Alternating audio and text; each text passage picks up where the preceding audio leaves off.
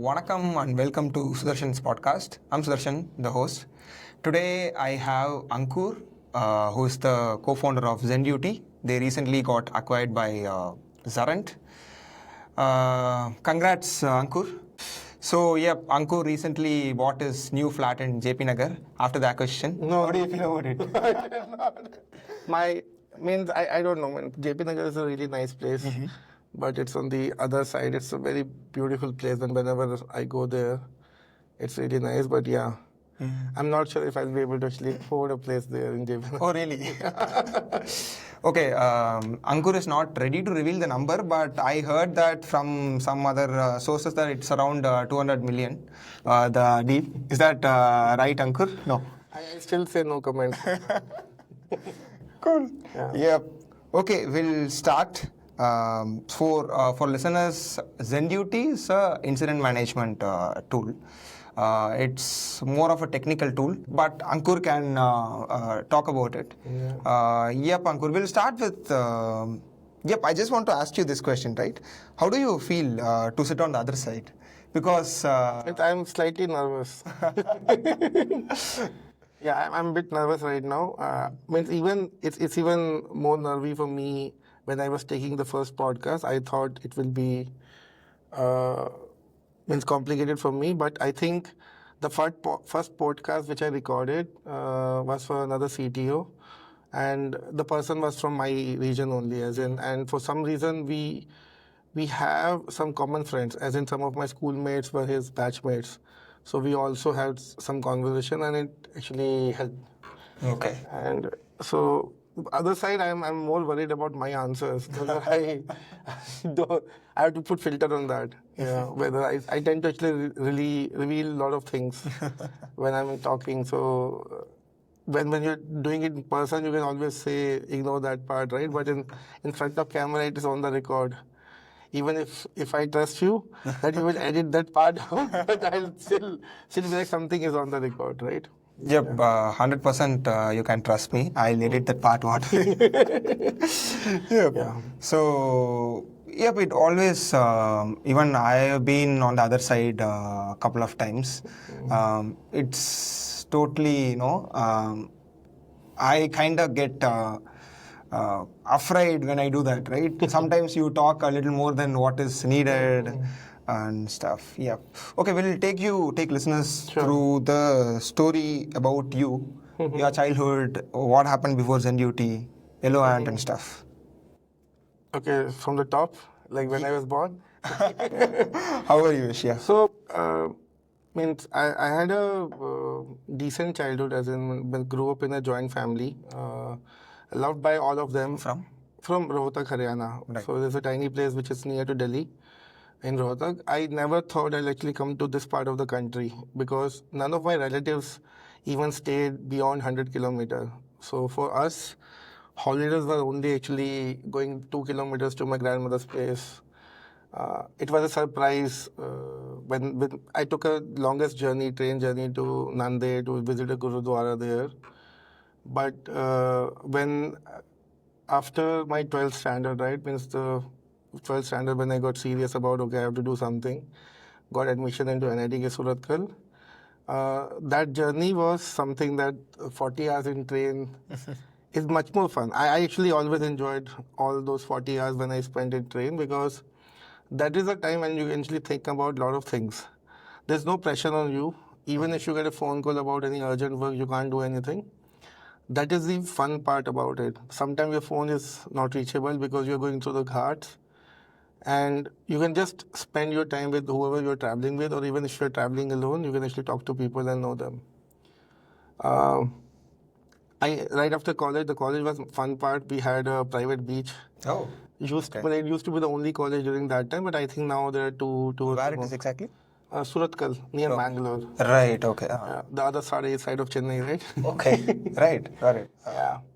So I find that place in contrast with where I came from, because in Bangalore I found people very calm, and yet it looked like a progressive city. It's the second largest city of the Karnataka, right? So it felt, I actually went, when I was there, I actually felt like this could be a place where I would retire, or someone could retire actually. I fell in love with ice creams there. Gutbird. Gadbad ice cream, but mostly there is a Pabbas there. I like tiramisu. I think most of the people like chocolate that more. But I still actually go there sometime. Right. I want to take my family also because they have never visited my college to actually see that. Mangalore is well known for their seafood, right? Yeah, but I'm a pure vegetarian. I'm a teetotaler. Oh, really? Yeah. Okay. I have means when you're in college you actually tend to try these things, but for me I was able to survive that phase. And when I came to Bangalore, it was easy only because I was able to actually get all kinds of food and some luxury that I could actually afford. A cook also can cook food. For me, I started cooking also because looking at me, you can see that I'm a foodie. I actually tend to cook for myself also. I started cooking myself for myself. I started working in Saskin right after college. And then after a year, seeing that 2008 meltdown, the job conditions and all, fortunately, I was never let go of any company till now, touch wood. Okay, but I could sense all that because that was happening with some of the friends who were feeling the warmth of it, not the heat of it actually, because we had nothing, not sort of any pressure, right? Our pressure was only that if we don't if we don't learn anything during this phase, right, and if we get let go, it will become very difficult to get employed again because during those phases getting a job was a challenge, not like these days because campus placement was a luxury, but now during these time off-campus placement is on high. You get hired. Startups was not there, right? Not anyone would want to actually do a startup also. And after I think 8-9 months in Saskin, I got into IBM. I'm not from a CS background, but I was made to be part of a database team where we were working on the DB2 engine part. As in initially started with development test and then development. I feel good about my experience that I got lucky that I get to work in development test because most of the people, most of the students these days, they would not want to actually get into testing, but I sometimes emphasize that you should work in development testing environment where you're automating test cases while also identifying these test cases because that actually tells you a lot about development also because you tend to write much better code when you're actually focusing on testing also. A lot of learning was there, and I think during that time I figured out that I have to do something on my own. So, how long you were in IBM? 4 more years. I left IBM in 2013. June 2013 was the time. And during the last 2-3 months, I met Vishwa. And I think we both wanted to do something. There was an idea which Vishwa was working on, and I liked it. And then we started working on it. And during that building phase only, we learned a lot of things. Like he learned about Android programming. I learned about Python, Django, web framework because my experience was mostly into system design, right? System programming. So both of you were hands-on coders back then. Yeah, we were coders, but not the API world. So that all came through during that phase, during the first 6 months when we figured that that's what we need to do. We actually learned everything on our own, and also we learned the cloud part also. So I was well versed with the data racks and all, as in I took up an extra job in IBM where our team was allocated with some hardware servers, right? I don't know why. I said, okay, I'll manage them. And my manager was like, okay, now you own it. Own it would mean that it's your responsibility where they parked. And then you became owner. Whatever the VM distribution needs to happen, that you need to take care. I said, okay. And for me, I actually I'm more of a Unix person, not the Windows person. So I like that part that I'm actually getting to learn. Not the... I would not say the expert kind of a person, but I was able to get my work around that. Right. Yeah, and actually that helped me. I think those experiences always help whatever I did later on. It actually helped. Right. So post IBM, you Vishwa, for listeners, Vishwa is Zenduty, another co-founder. Yeah. Yep. So you Vishwa started working on something else. Yes. Then how is that Yellow Ant or? No, this was much before Yellow Ant. Right. Okay. When Yellow Ant happened, or like what did you do in? I think 2 years of learning and also identifying that this is not the idea which which will take us far away. Right. And after that, we figured that we don't have an idea also. And I thought before we actually find another idea, we thought let's do one thing. Let's stick together at least, because for us we were not done yet.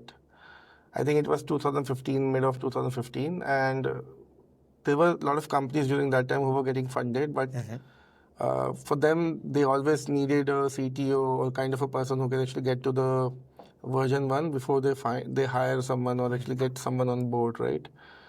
So we got fortunate. We got some projects there. We worked with few startups. We also worked with banks, NGOs during that phase, and we did some consulting and made money.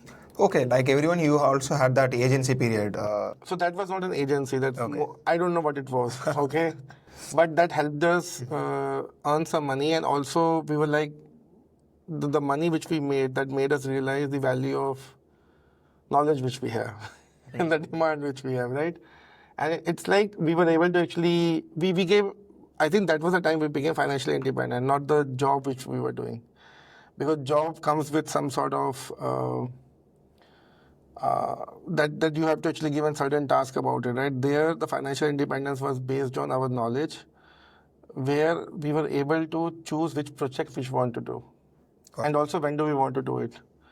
Because the money was good that one project could, even for a month, would actually last for 4 months, right? Got it.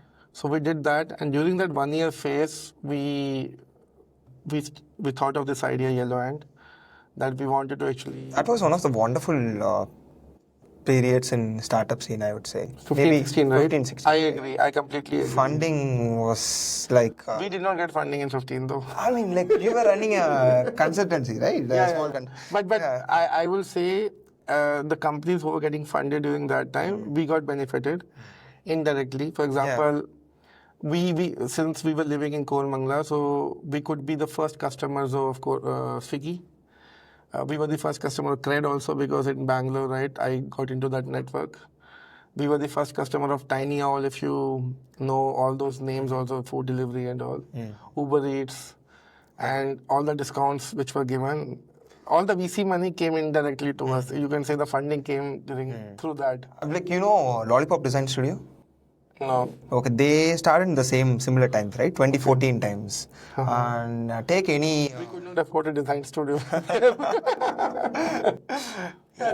So during that time, any consumer company you take, I mean the unicorn consumer types, right? I would say like easily 20-30% are their customers. Okay. So they, I mean like that was one of their best times, and they sold their company like during 2019. Nice. Yeah, like I could relate a lot when you say 2015 to 2017, you were consulting and stuff. So I think there were a lot of small businesses, they may have flourished through VC funding directly or indirectly. At least that was a good phase for learning, I feel. That anything, if 0 to 1 journey was really good till 2019. And I think 2020 to 2022 will be 1 to 10 and 1 to 100 journey, I feel. The scale, when everyone get a taste of the scale which is out. 1 to 100. Okay. 1 to 100 also, right? Okay. So some companies were able to get to 1 to 100 also, right? Okay. So I think that was I thought you were mentioning Zenduty. No, I think we still have. It's always fun to, make fun of the numbers, right? Yeah, means the reason why we don't talk about numbers also is because you get fixated on that, right? True. Yeah, that's why. Yeah. So after that consultancy, what happened? I think within 1 year, we stumbled upon that idea that we wanted to build chat ops in Slack, and Slack actually got really popular, the bots and all. And we figured there's no one who's actually creating bots for work apps. For example, Jira, Jenkins. Okay. And AWS also, right? Right. So we did a POC and we pitched it in front of GSF Accelerator, who is one of the best accelerator in India even now. And we got funded. We got lucky, I feel. Okay. Thanks to Rajesh, I feel. And that time we decided, okay, let's take I kind of finding a similarity here. Sorry to interrupt. Yellow is a chatbot. It was right around the same time. Yeah. So I think Yellow.ai, and we also They got. started in 2014 times, if I'm not wrong. But they also, we actually got head on with them, not directly, but somehow since Yellow it was something, creating a new category during that time, right? And Yellow.ai was also into chatbots, but Yeah. mostly for the B2B2C, where the chatbot was used by the consumers, but it's still bought by the businesses, right? Like banks, SaaS companies, right? Yeah. So we would sometimes get mistaken also during that time, but for us, we always wanted to focus on something we wanted to build for developers and DevOps. I think that's what we identified very early, that we wanted to work in that segment and not the consumer segment during that time. Right. Yeah. So during that phase, when we started rolling out, we figured multiple things like pricing, how to convert them, how to increase the engagement. We actually stumbled upon that one use case, that one place which we are getting mostly used by is SRE engineers, where they want to actually consume more of the incidents and see how it goes along. So we were the first of very few chatbots who were actually serving them, alerting them incidents within Slack. And then Microsoft Teams came along. And we were one of the first bots for Microsoft Teams. Okay. Yeah. And we created a very mature bots during that time. But during the first 2 years, and I think 2 rounds of funding also, we figured that we have to focus on very niche vertical instead of actually focusing on broader segment, right? And this was during mid of 2019 when we pivoted to Zenduty. And I think beta was launched somewhere late 2019, and we had our first paying customer in December. Okay, 2019. Yes. Who was that? Okay to disclose, or? It's okay, but I don't remember. Right. So, okay. means the good part was, I'll tell you the story about that also. During that time when we were figuring out the pricing plan also, right? We had a free, starter, and growth. We did not actually made the enterprise plan public by then, but it was still enabled in Stripe. But this customer came along and he actually chose the enterprise plan, which was not even listed on the billing page. Okay. And that's when we What made realized, them trust you? Like someone starting up. I think the offering. I think that's when we figured the power of SEO, good SEO, where if we are good discoverable. But it is, they are not from your friend circle. No. We tend to stay away from actually selling to friend circle, actually. Okay. Yeah, because that will not get us the PMF. We are fortunate that we have friends in all the sectors. Like me and Vishwa comes from a premier colleges where our batchmates have achieved certain level. If we want to, they have reached a lot of companies. You name all the companies, they are there actually across the world, not just in India. But we tend to use the power of tool than actually power of our personal network. Okay. That thing was there. Can you quickly take me through the first 5-10 customers, how they got into? Yeah, so most of them were organic. Okay. As in, Vishwa focusing on marketing, and he wrote certain blogs based around comparison as well as our offering, that what we are offering. And they found us somewhere through Google search, and they came on board, and I think they became customer because we had a really good DIY motion. Who are they, and how much is the average deal size back then? Okay, so the first 5 to 10 customer may be paying average of $25 to $200 monthly. Monthly, okay. Okay, so until March, I think our total revenue MRR was not even $700, $800 a month. And these customers were, which we liked also now, because our ICP, right, they tend to do things on their own. They're not like to be told that, okay, help me set up these things. And I think that was the USP of our product, where they came in, integrated what they wanted, and started paying. Okay. Without even actually asking us. Even there have been cases when we go there and ask them if you need any help, but they say, no, we're good. Right. And I think that's where we were able to actually get to a certain level with a very small team also. How many of you are there? So I think when Zenduty was there, we were only 4 of us. As in when we launched. Before that, we were more. Right. But due to some You, Vishwa, both of you are engineers. What about the other two? What were they? So even we had another engineer, early engineer, and our sales guy Pratik, who was also comes from engineering background, but he comes from a non-circuit branch. I don't know what the today's generation calls it, circuit or non-circuit. Okay. We used to call non-circuit. So anything ENC, Triple E, Computer Science, IT are circuit branches, and everything else is non-circuit branches. Okay. That's what we used to call it. Right. So he Okay, was he the first? I mean, is that his first sales experience? Or? no, he has done. That's- His experience, yes. Yeah, but our engineer we were his first company. Is he But happy product about was this built. exit? I'm sorry. Is he happy about this exit? What happened? I think everyone is. Yeah. I like to believe that. Right. Cool. Yeah. So I think the product was built by a bigger team, but by the time we launched, the team got shrinked, and we were left with only 4 of us, including me and Vishwa. And then during COVID hit, and during 2020, when everyone was trying to figure out what to do, that was not a good time to fundraise. Although we thought, now we believed in that because now we were getting customer every month on month, and we were running out of cash also. And that time we took some hard calls that we need to keep it running, even whatever happened. And I think we got lucky. I think first 15 to 20 days right after the lockdown was tough because we got no sign-ups or no visitor also. Okay. It was tough because we were not sure that, okay, the early 3 months which we got were out of luck or something we have built, right? But we kept our focus on only. And later on, when we actually look back, I think that was a time when everyone was getting used to work from home and getting familiar and not trying out new tools. They were just trying to actually make sure that their time is being utilized and they're able to actually give in and be productive, right? And after that, I think mid of April or late April, I think the floodgates open and we started getting Got good funnel. Yeah. So you got your funding back in 2020 or 21? So first round was in 2017, second 2018, Mm-hmm.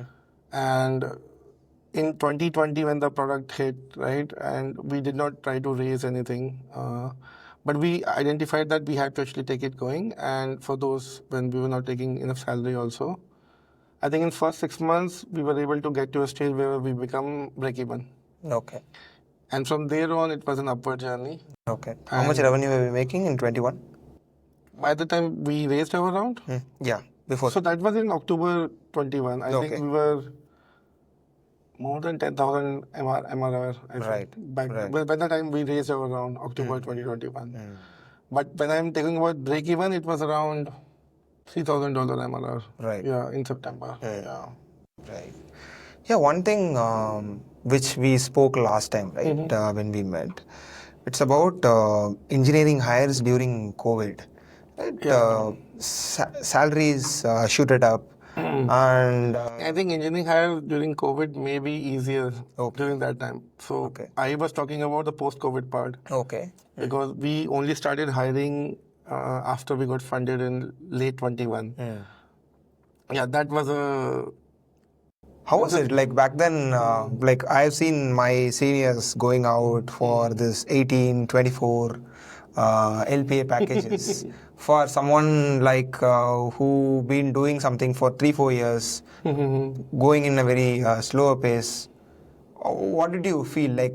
I know that you are very deliberate about what you and where you spend on, but how was that at time? So when we raised our round, we thought it will be easier because we got lucky with our first hires.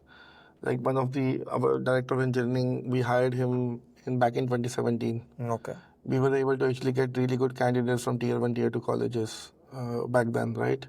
But during that time, and also some technology learning also, where it became very easy for students to get acquainted with a lot of technologies much faster, I feel. I feel there are a lot of smart people in all the colleges, irrespective of whether they are from tier 1, tier 2 now. And I think it's the edtech phase where actually everyone got familiar with learning on their own. I think that helped. Then there was a lot of talent during that phase which got developed, and that's where I think a lot of companies across the world, not just in India, figured it really fast that it's easier and much better quality engineers right here. So it became competitive. But the credit should be given to the students who were able to actually take up the opportunity and learn. What do you look for in an engineer? Because since you're a engineering leader, I mean, takes care of the engineering side of Zenduty. What do you look at in an engineer? So we generally look how they solve a problem and what are they trying to achieve when they are solving a problem. Are they trying to impress me or finding a solution? That is the most important part. And when they're trying to find a solution also, how are they approaching the problem? So if you see there are different kind of people, right? I think it's not because of the learning method which we are evolved with, but also because of their personal nature. Although they are very well versed with all the DSA and all kind of problem, but every person who is participating, they have their own personal nature also. If their first priority is to actually find a solution and then go after the best possible solution, I would prefer that. Because the first, I think the first idea is to actually get a solution, and then like in startup also, right? When we're building a product, we actually try to find a solution first, which we can just serve to customers. Then they can perfect. Yes, and then with over time, I think it gets better also, because initially the first solution also, it may not be right, but it actually serves the purpose, right? And it gets better. It's an iterative way. I understand sometimes you have the luxury of, like, now if I have to actually build something, I'll definitely go for the best solution. Right. Because now things means bigger things are at stake, right? But when we're building the first version, that time we can tend to do that. Yeah, one of the things I recently read from design leaders from an academy, I think I forgot his name. I think Pandya, right? So he used to he wrote a interesting blog saying he used to find the talent just after they graduated or 1-2 years after the graduation, right? Because they are in the stage they want to prove something to them, to the world and stuff, right? I think from whatever I've seen in the Zenduty profile, most people are like, I could say average age would be like 25 to 27 if I'm not Yeah, now it is, but there was a time when it was 20 to 23. Me and Vishwa were the oldest. And Pratik was slightly younger than us, but otherwise most of the engineers who got hired in late 21 and early 22 were freshers, like up to 3 years of experience. Like I said, right, we were trying to actually hire experienced people, but when we started interviewing, we identified that there are a lot of people who are very young. Rephrase it, okay? During COVID, what these guys did was, right, they get to intern with a lot of companies, which anyways gave them experience, which that privilege was not available to me or even the generation, the people after me also, right? So even though they were just graduating or about to graduate, they already had certain experience in their bags, which actually helped us. And that's why I'll not say that you have to actually compare the talent with the age there, but because they get to work on some production systems already, it made them better. Yeah. Got it. Yeah. In that way, I can brag that I had like 4 internships. Yeah. So when I was interviewing, right, I still remember when I was interviewing, I was looking for full-time people, but I ended up hiring 2 to 3 interns. And initially we thought, okay, we should not be doing that, because the space which we are in, right, we would want to actually people who are serious, but I really like them. And they're still with the company. Nice. Yeah. It took us a while to actually convert them because we were waiting for their degree to get over and do it. Right. But they end up actually become full-time and still a valuable part of it. Nice. So they stick to the company till now. Yeah, hopefully touch. Nice. Because see, something which was something talked a lot in recent times, right? About the recent our generation is we jump jobs once in 1-2 years. Okay, that can be for many reasons, but comparing what happened like 10 years back, maybe in your batch or something, here the switches are very often now. Yeah. Even when I was there, right, if you're not spending, I think, 3 to 4 years in a company, people would start judging the person and not the company. Now it's the other way around. I think if people are jumping from one company to another, you'll give the benefit of doubt to the candidate and not the company. In that case, we have been fortunate that we have been able to actually build that culture, and I think a lot of that has been done because we have always been from office company. If we would have been remote, I think that kind of a culture and bonding will not be there. Okay. We tend to actually collaborate more, as in discuss about the ideas, irrespective of the experience you have. We try to hear everyone.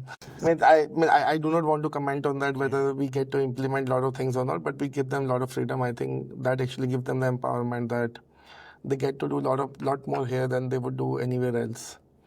And I think Zenduty is here because of all that culture. Although we never tried to actually build the culture in that way, I think it was a nature. It actually it actually had its own path and actually get. Right. Right. Yep. We'll talk about the acquisition now, because recent times I'm seeing many exits happening. I forgot the name. Parash Chopra's Wingify. Yeah, Wingify happened. That was one of the great exits. This one, one of your competitors, Quadcast, which I was talking last time. Many exits were happening. Startups, even though the funding is not good in last 1-2 years, I used to see companies back in 2022 and 23, right? Seed stage, they used to raise like 2-3 million. Now the thing changed. Nobody is raising more than 2 mil very easily, right? For their first or second rounds. Things are bad, but exits are happening. In that way, how are you looking at it? Is the scene is good? We can expect more startups to go public, exit this way. Or... I think when the time is tough, I think it gets the best out of anyone, I feel. I think if you see Indian startup ecosystem also, right? Or even Indian history also, if you see a lot of the companies, it's always in back of my mind, right? India, what is now is because of our parents' generation, my parents' generation. Maybe your parents followed it up later on, okay? Because if you follow my parents' generation, most of the people were savers, as in. Yeah. My grandparents will be someone who are actually trying to make money and make sure their children get education so that they can actually do something. And then my parents' generation were the ones who actually stick to one thing. They actually sacrificed a lot, as in they sacrificed on their desires. They created a family and started focusing. You don't bitch about work-life balance, right? Even if they do, they still like to work the next day, right? Means it depends. Means in my house, I have never seen them bitch about the work. They always appreciated and actually push that if you do a good education, you'll be able to actually find something for yourself. And I think they became the people who actually save a lot of money. That gave a lot of power to banks, made them stronger, right? There's a lot of wealth already sitting around in banks. That's why they are able to give loans very freely, right? And during the tough times, right, 2000 or 2008, right? Yeah, 2008. And I think 2015 also there was some restructuring happening because in the world order.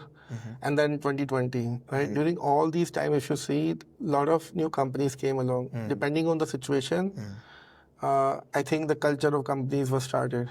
If you talk about 2008, all the companies like Uber, Flipkart, those companies came along, which started focusing on a problem which is more journalistic, which is used by a lot of people, right? Yeah. In 2020, if you see, everyone started focusing on productivity. And it became more real when the ChatGPT came out. I think it got mixed with both of them. In 2020, everyone was talking about productivity, but with not ChatGPT to back on. But as soon as it came, now everyone is actually trying to implement LLMs within their product to actually make things much more faster for their customers. Yeah. Right? And even the startup scene, right? I think during last 4 years, everyone was raising a lot of money and they were spending also, be it in the resources or be it in marketing, right? During these times, I think everyone is now focusing on, from last 1 year, if you see, right? Everyone started focusing on profitability. And me and Vishwa, when we have seen the time when we're about to go down, right? We thought, let's try to build something which can sustain on itself. Right. Okay. Right. And even when we raised our round, right, during this exit also, right, we had a lot of money available for experiments, right? The reason we were able to do that is thanks to our customer. They were able to always catch up the burn which we had. And also the team, I would give credit to the team also that we did not actually hire too many people. We were able to actually get things done with a very smart and lean team. And I think that kind of a culture, me and Vishwa liked also, that it's easier also when you're actually collaborating with less number of people. Right. Everyone gets a say and more valuable in the team also. And I think companies are actually moving in that direction. They're actually having a leaner team, focusing on one problem, smaller problem, instead of actually focusing on a broader problem. And other part of the business is actually profitability.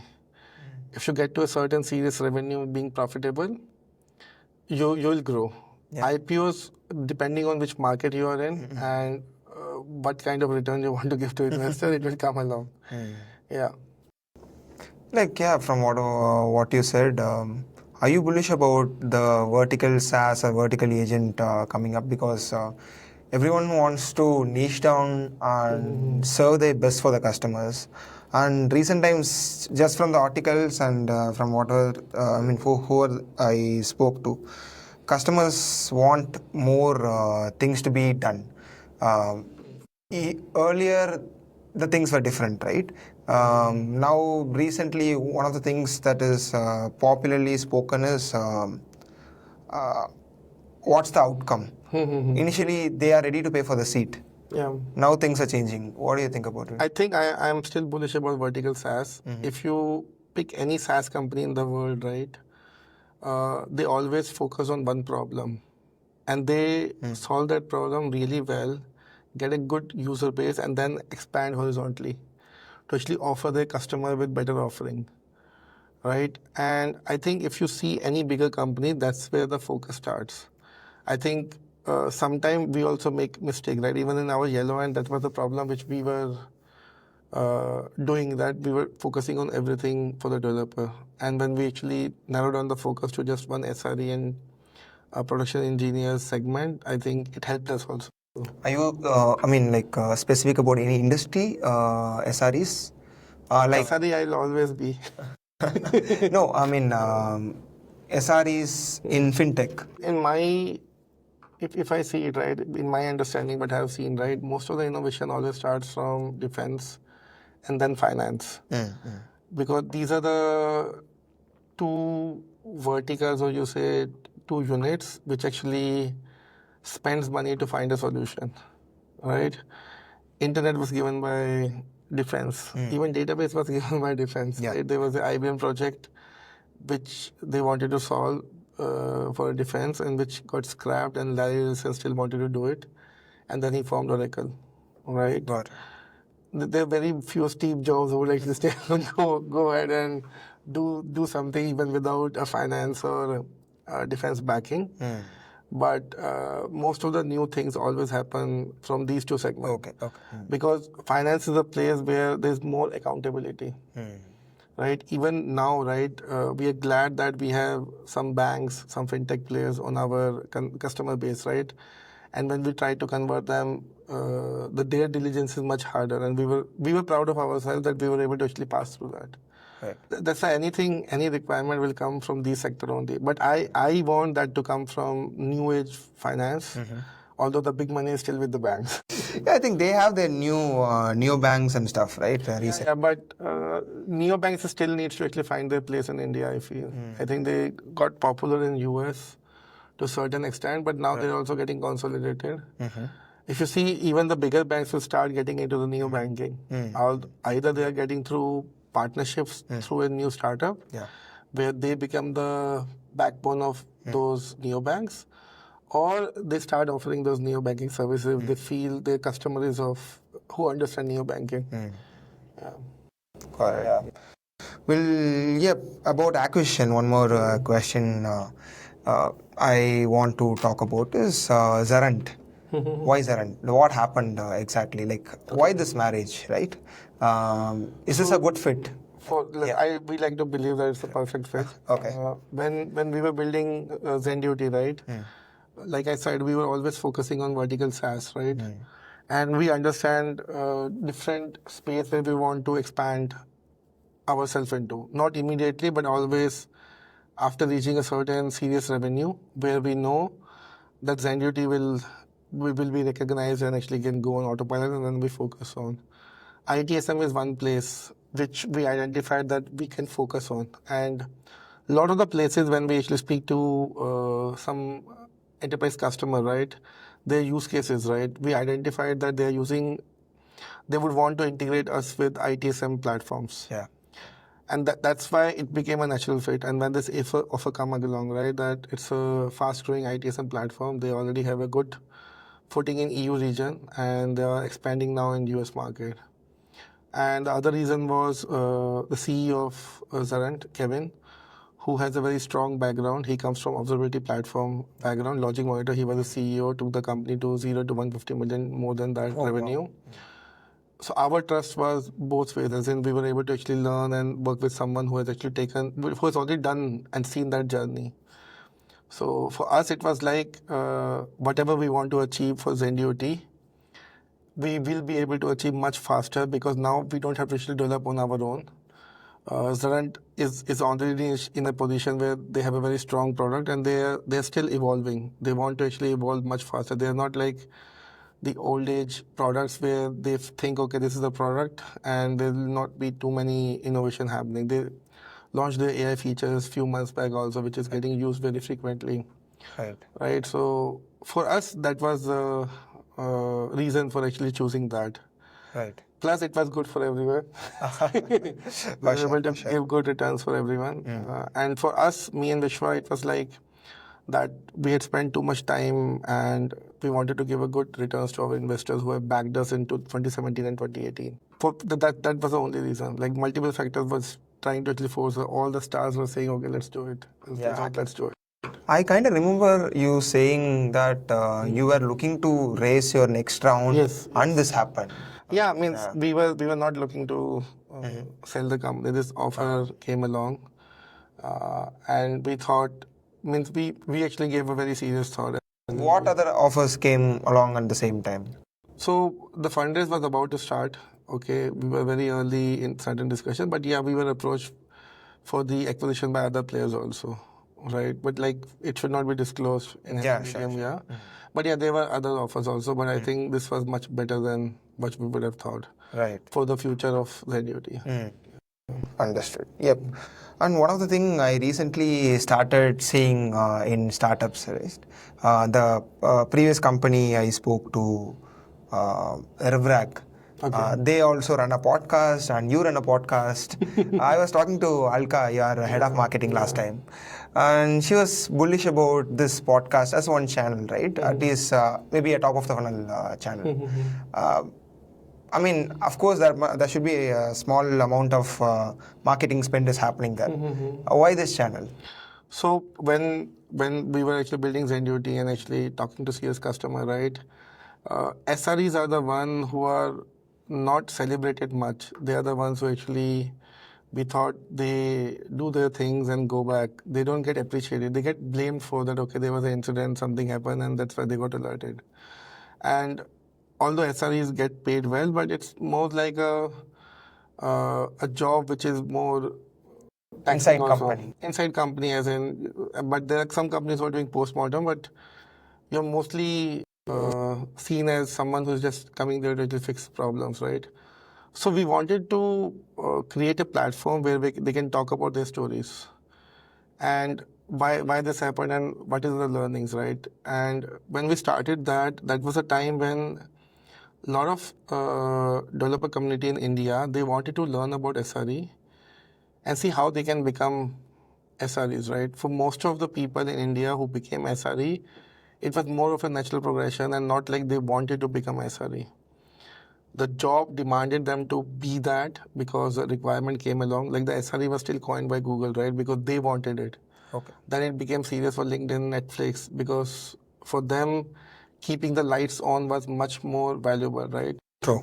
Initially, banks would be okay that the transaction will not work, which are more very well technical. But I think for these companies like Google, Netflix, LinkedIn, Twitter, Facebook, they will lose money if they don't keep the lights on 24/7, 365 days in a year, and year on year, right? And I think the culture of SRE and also practices, right, came along from those companies. If you see a lot of open source tools also, it came along from those companies. And the same culture came in when all these industries started expanding in India also, like Flipkart, payment gateways, because they also understood that if they're, like, if you remember the big billion day for the Flipkart, right? Yeah. The first time it happened, everyone was talking about, although they should be very happy and give a pat for their marketing team that they were able to actually create the buzz that everyone wanted to come and order, right? Right? Yeah. But again, their systems are not ready for that. But since the first year, that never happened because of the learning they had and the strong team they had. Although some Firstly, they glitches couldn't do with it properly when they did. I think it was overwhelmed. I think, okay, you don't remember that part? Maybe I'm young to know that. So it was not like it's very improper. I think they had certain hiccups for few minutes, and everyone went to the social media and talking about it. But I think Flipkart is what, because of that only. It's not like the next big billion day was not good. It was even much bigger. And now, if you see that, right, it's much stronger. If you talk about Swiggy, Zomato also, you would see sometime before that they are not able to place the order. There was an instance, I don't think Swiggy will talk about it or not. If they're not able to serve the orders at a particular time during lunchtime, right, Zomato orders will spike up. And you would see Zomato saying that we'll only accept an order above this value because they know. Right. And that time, what people would do is, since it's a lunchtime, they will actually go to other people and will actually order 3-4 people together. These people are trying to find a solution because they have to eat food, right? Yeah. But since then, I think everyone became much better with the scale they were in, and they solved the problems. Yeah. One of the things recently. Even now, I don't know whether the audience will take it as a black spot for the companies I named, okay? But I still want to see these kind of things happen. But how they bounce back, right? That actually matters. And I think the strength of the company, these companies, right, is because of those instances, how they prepared it well, and that never happened again. Right. So the agenda or motto for this podcast is to celebrate SRE. Yes, celebrate and also learn from them.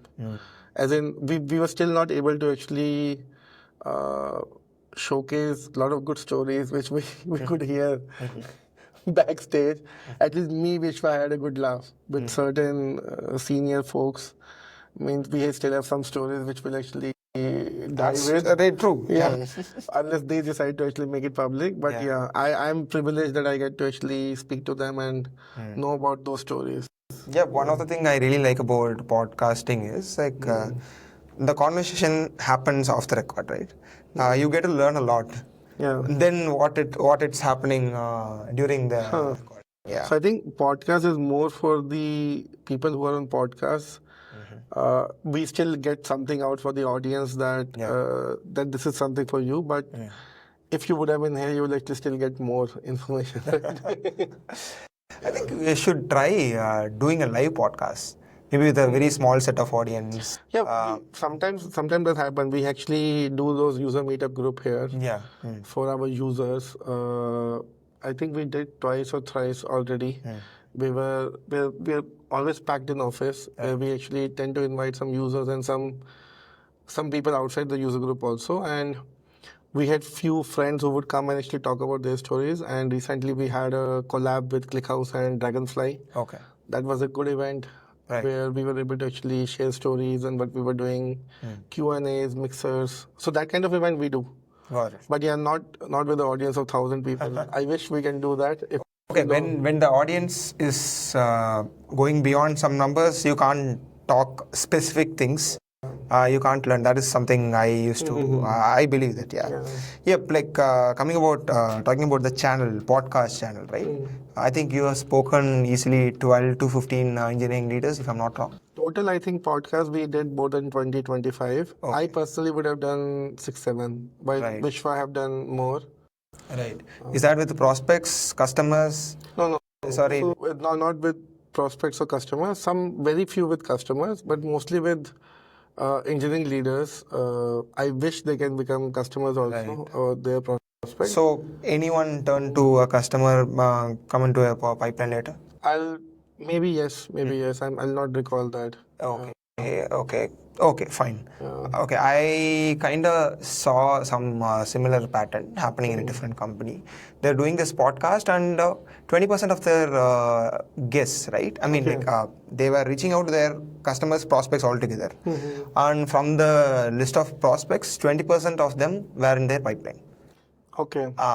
So that is something they focus. So we would tend to be neutral here, actually. So we do not want to, like in our industry, there's the customer tend to actually sometime might be using our competitors also. But I would not want to actually deprive my users of their experiences, right? So we tend to invite irrespective of what they're using. Right. Or what they would use. Because I'm more interested, for that channel perspective, I'm more interested in the stories than the outcome, right? But yeah, I wish that they get to know Zenduty and the culture which we have, and one day they might become a customer in that company or some other company. Yes. But that is the idea. But the idea is also to actually hear those stories. Right. Yep. So what happened? Acquisition. I think you. I mean, like, what kind of contribution you do for Xurrent now? Okay, so right now, I think it's very early during for these things to come in. Our focus is to actually keep both the products run as they are growing and start working on an integration, so that we can show how a closer knit integration would help each other customer and also newer customers also. And that's what we are working on, which will come out soon. The other thing which we are doing is we're actually expanding team here also. Okay. As in, we are growing because of the demand which we are getting also. So these are two things which I am focusing on personally. Yeah. Got it. Yep. What about for other co-founder? I mean, Vishwa. He's also focusing. He's actually focusing more on the sales side. He's attending more events. As in, earlier he was only attending events for Zenduty. Now he's doing both to understand their customer, what do they need, how we can actually help them, those kind of things. Yeah. Right. Awesome. With that, we brought some positivity to listeners, I guess, because to give you some context, our listeners are people in tech between 26 to 34. Okay. I've seen many early stage founders pinging me saying this episode was good and stuff. And also people in tech who want to transition to roles, try out things. That is something. So we are hiring for a lot of roles. What kind of roles you are hiring? So we are hiring for security. We are hiring for SREs. We are hiring for backend developers, specifically Ruby on Rails, some Python Django. We're also hiring for front-end engineers, React.js as our stack. This is for engineering. Then we keep hiring for customer success, sales, those roles are there. But yeah, engineering, these are the roles which we're hiring.